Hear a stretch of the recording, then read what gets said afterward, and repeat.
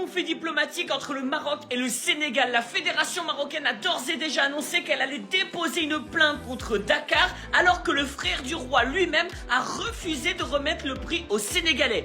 Infantino, ce vendu qui condamne fermement les comportements sénégalais qui sont entre vestiaires et parle d'un acte inacceptable. Et ça, c'est pas inacceptable peut-être? Pourquoi t'en parles pas? Des ramasseurs de balles marocains qui vont agresser Ivan Diouf pour une serviette. Une serviette. Tu as peut-être... J'ai défendu le Maroc tout le temps, non? Mais je comprends maintenant que non. Pardonnez-moi, TikTok. Le Maroc paye les arbitres. Mais qu'est-ce que le Marocain a piqué les serviettes des joueurs à tout moment comme ça? Regardez là, on a Hakimi qui va éloigner la serviette du joueur sénégalais et on a un autre qui va aller récupérer. C'est pas fini, il y a 3 ou 4... Je ne parle presque jamais de football, mais là, respect total au Sénégal. Quelle équipe, quelle discipline, quelle ambiance, bravo. Même la nature, même le destin ont décidé que cette coupe devait rentrer à Dakar. Cette coupe appartient aux Sénégalais. Et vous avez fait honneur à toute l'Afrique en la remportant malgré un arbitrage catastrophique. Il faut le dire clairement. L'arbitrage a été médiocre, indigne, c'est du jamais vu. Toute la compétition a été salie par des décisions absurdes, répétées, souvent orientées, une vraie honte. On peut légitimement se demander si ceux qui étaient à la VAR avaient réellement les compétences pour y être, ou si tout était tout simplement politisé.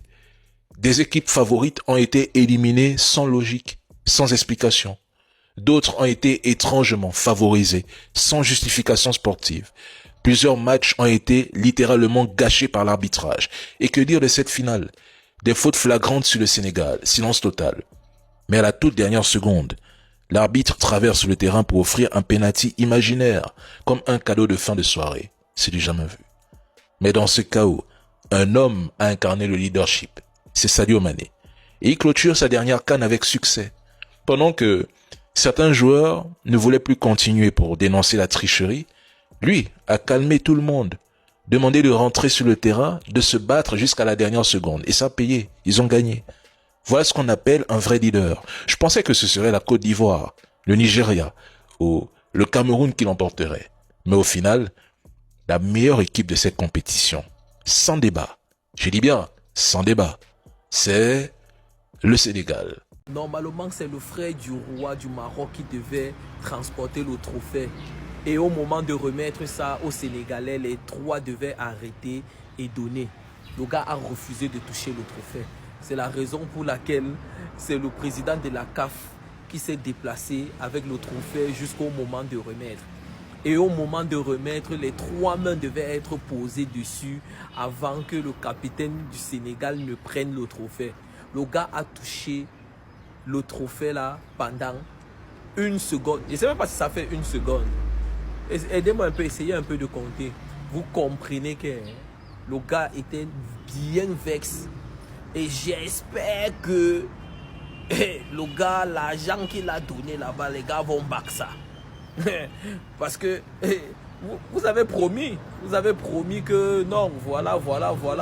Parce que sinon, si ce n'était qu'un sport, comme on dit très souvent là, le gars devait être content d'avoir accueilli la CAN et que tout se soit bien passé. Mais à la lui, là, vous allez lui back ses dos, vous allez lui rembourser son argent ou alors vous allez trouver un moyen de compenser ça. Voilà. C'est vraiment catastrophique ce à quoi on vient d'assister. La finale qui se barre en vrille encore une fois à cause de l'arbitrage. Depuis le début de la compétition, on s'en plaint. Et là, le penalty sifflé pour le Maroc était la goutte de trop. Carrément, l'entraîneur sénégalais a demandé aux joueurs de rentrer dans le vestiaire. Personnellement, l'action sur Brahim Diaz, il y a penalty tous les jours. À la place de l'arbitre, j'aurais aussi sifflé penalty. Même si Brahim Diaz se laisse facilement tomber, on voit bien Diouf le tirer. Sauf que moi, mon problème est que bien avant ça, il y avait but pour le Sénégal. À aucun moment sur cette action-là, on doit siffler faute pour le Maroc. Déjà de 1 sur l'action, on voit très bien Hakimi glisser tout seul. On voit bien que c'est Hakimi qui empêche le joueur sénégalais d'aller vers l'avant et sur le moment il glisse. Et bizarrement l'arbitre a sifflé faute bien avant même qu'il y ait but. Il n'a même pas pris le temps d'aller checker la VAR. Et bizarrement juste après Brahim Diaz tombe dans la surface. Il part voir la VAR et il siffle penalty. Bien évidemment que le Sénégal n'allait pas se laisser faire. L'entraîneur a demandé à ses joueurs de rentrer, j'aurais fait pareil. Sadio Mané a été le seul joueur qui a pas voulu rentrer dans le vestiaire. Il a même demandé à ses coéquipiers de revenir. Ils reviennent sur le terrain, Brahim Diaz récupère le penalty. Il tente une panenka, raté. Juste après on le voit par là à son entraîneur. Il y en a qui disent qu'il a fait exprès, mais moi j'y crois pas. Personnellement je pense que c'était la meilleure chose à faire parce que s'ils remportaient la CAN sur cette polémique là, même eux ils en seraient pas fiers. Malheureusement pour eux, après se rater, les prolongations commencent et Pape Gueye fait mouche. Voilà, il fait mouche sur une magnifique action du Sénégal. Pour l'instant les prolongations sont pas terminées, voyons voir ce qui va se passer. Tu vas peut-être nous dire c'est des ramasseurs de balles. Ok, pourquoi tu parles pas de Saibari qui fixe Evan Diouf comme si c'était un vigile, qui est obligé de faire un appel contre appel pour donner la serviette à Edouard Mendy. Encore une fois, il veut voler la serviette. Ils ont quoi avec les serviettes en fait? Sans même parler d'Hakimi, capitaine du Maroc, qui balance la serviette d'Edouard Mendy. Et Malik Diouf, il me semble, qui est obligé d'escalader les panneaux publicitaires et aller chercher la serviette. C'est du jamais vu. Et puis le pire, c'est que ce même Hakimi a remporté le prix Fair Play de la compétition par la FIFA. Donc s'il te plaît, arrête de nous prendre pour des cons. T'as vu, quand tu fais des déclarations, fais des déclarations pour tout le monde. Arrête de prendre parti, ça sert à rien de parler.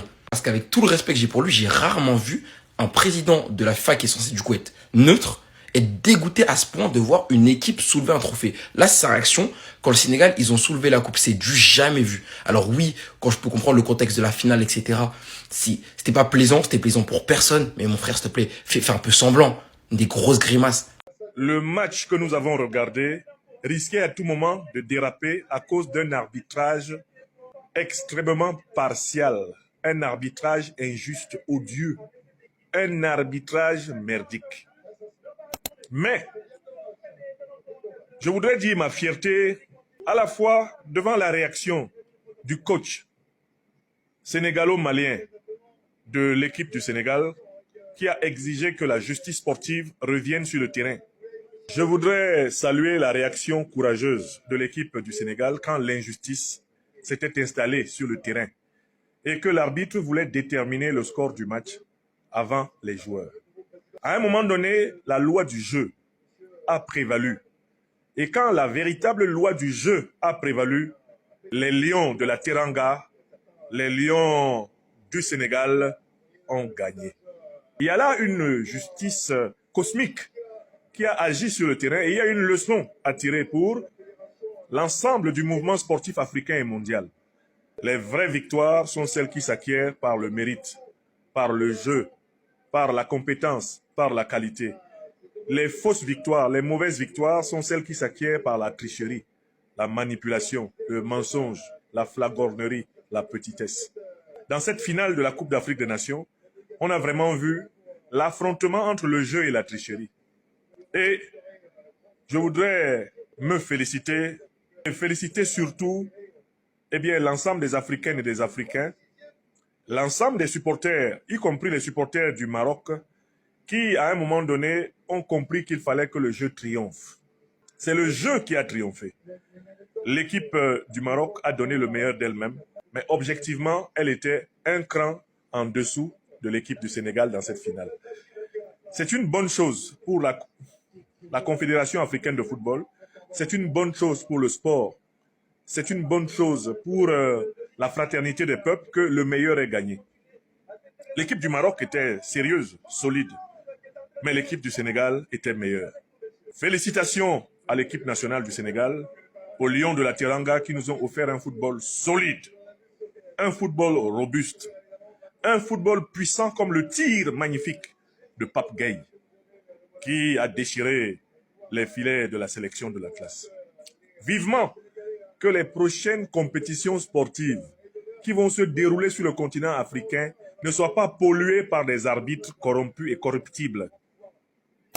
Vivement que dans tous les sports, l'esprit du fair play, l'esprit du jeu l'emporte sur l'esprit de l'enjeu, l'esprit de la tricherie, l'esprit de la récupération, l'esprit de la manipulation.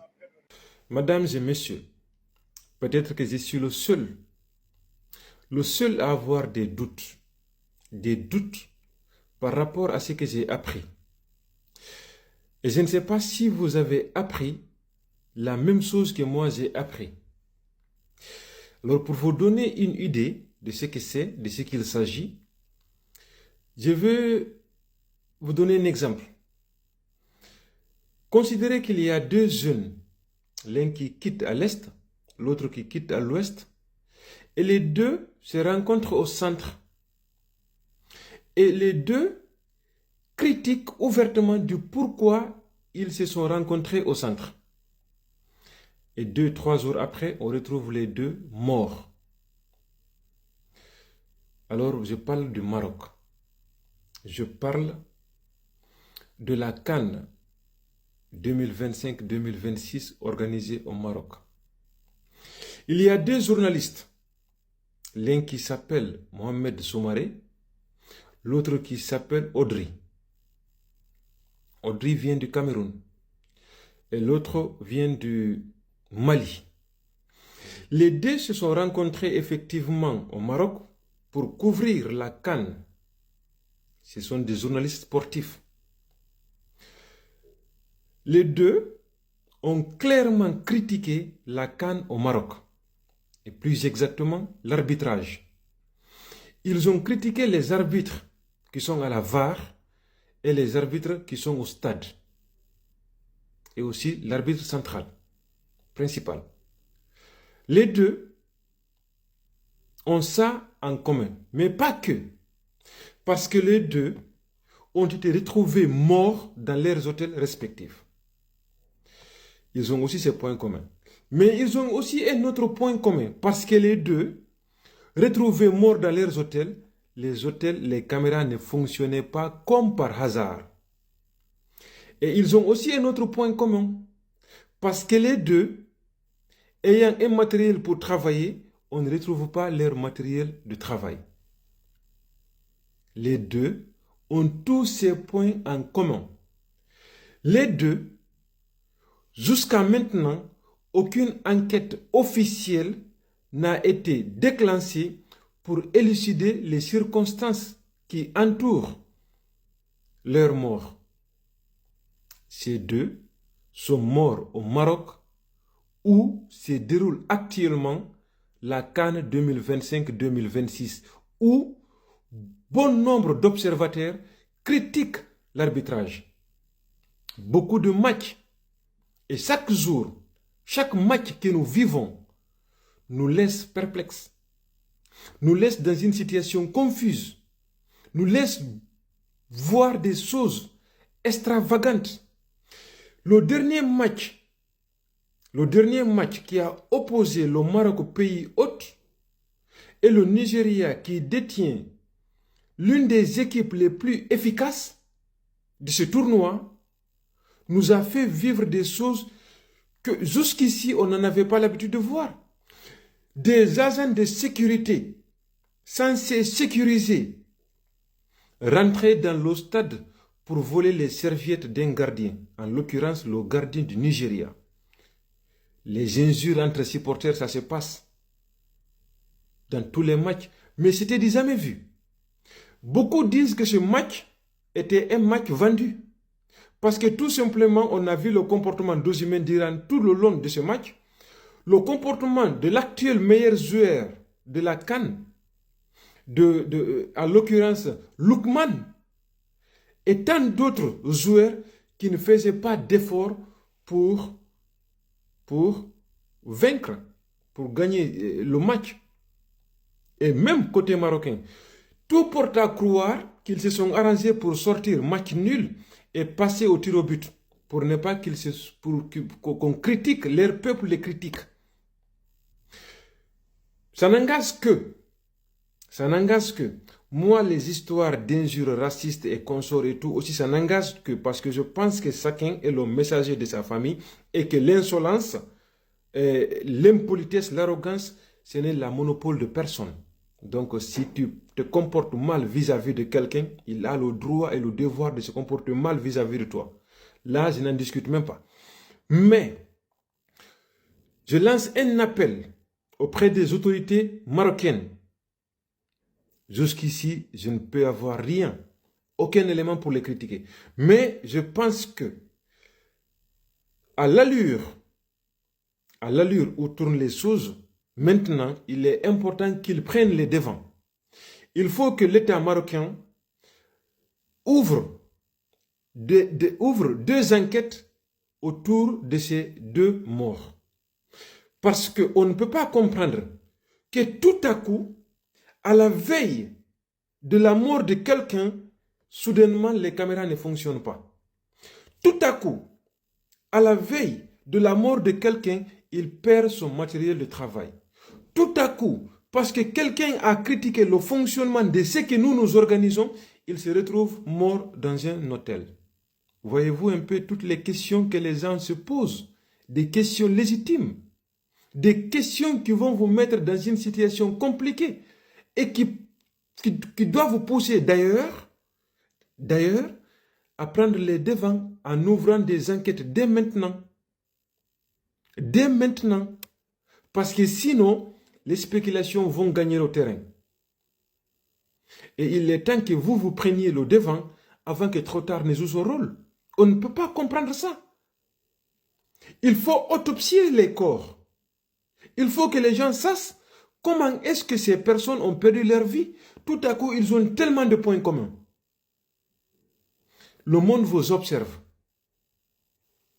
Pas certains de la communauté qui disent que oui, l'entraîneur sénégalais Pape Diaye, il s'est mal comporté parce qu'il a appelé ces gens à entrer au stade. Oui, c'est vrai qu'il s'est mal comporté, mais ne faites pas du deux poids deux mesures. C'est ça qui va nous tuer, quand je dis nous de la communauté noire. Hypocrite. Arrêtez de faire du deux poids deux mesures. Hein? Regardez les circonstances du match. À 1 minute de prolongation, l'arbitre siffle un penalty comme ça. Mais je dis ça, c'est suicidaire. Mettez-vous à sa place. Et pour rappel, il s'est excusé. Il s'est excusé, vous voulez comprendre? Il va se mettre à genoux. Regardez les circonstances. Si on retourne à la situation, on avait donné le penalty au Sénégal. Ah, les Marocains allaient laisser ça? Les Marocains qu'on connaît là, hein? Ils allaient laisser ça? Si c'était les Algériens, ce serait pire. Les Marocains, ils allaient là-bas envahir, ils allaient tout gâter. Ils n'allaient pas accepter ça. Qui peut accepter ça? Après déjà un but qu'on a refusé au programme mi-temps au Sénégalais. Qui peut accepter ça? Mais vous voulez quoi au juste? Quand il s'est mal comporté, vous voulez quoi? Mettez-vous à sa place. Si c'était les Marocains, ils allaient accepter. Les Marocains qu'on connaît là.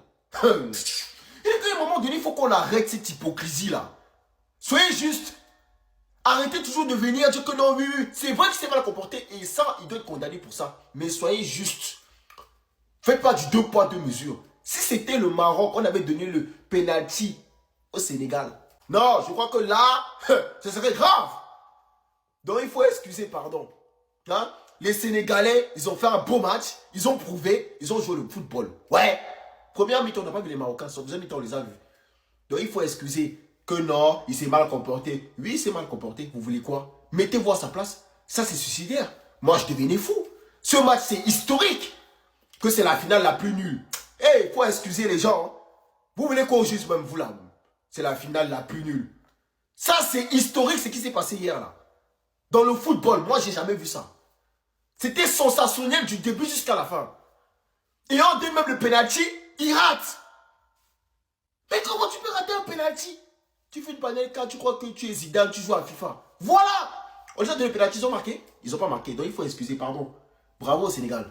C'est tout, vous avez prouvé. C'est de ça qu'il s'agit. Apparemment, les Marocains d'Afrique de l'Ouest, là, on veut voir votre analyse sur la remise des trophées après la victoire du Sénégal. Comme vous dites que le Sénégal n'a pas été fair play. Voilà, comme vous dites que c'est le Sénégal qui est un mauvais perdant. Maintenant, c'est le Maroc qui a organisé la CAN, non? Après la victoire du Sénégal, là, comme ils sont bons, là, les Marocains d'Afrique de l'Ouest, nous, on veut voir votre analyse. On veut voir ce que vous allez dire par rapport à la remise des trophées de la CAN 2025, gagné par le Maroc, bien sûr avec fierté, dignité et honneur. Nous, on veut voir votre analyse. Vous avez vu ce qui s'est passé. Vous avez vu. Les trois qui avaient le trophée là, personne n'a accepté de toucher le trophée. C'est le président de la CAF qui a pris le trophée et il est parti donner. C'est-à-dire vite fait pour se débarrasser. Même les demoiselles d'honneur pour aller remettre le trophée aux joueurs. On n'a pas trouvé quelqu'un. On n'a pas trouvé quelqu'un. Après la victoire, les supporters, le stade, tout était vide. Personne. Toi, Hakimi, tu vas prendre serviette. Et Nina, tu vas prendre serviette. Des Mendy pour jeter. Hakimi, toi, Hakimi.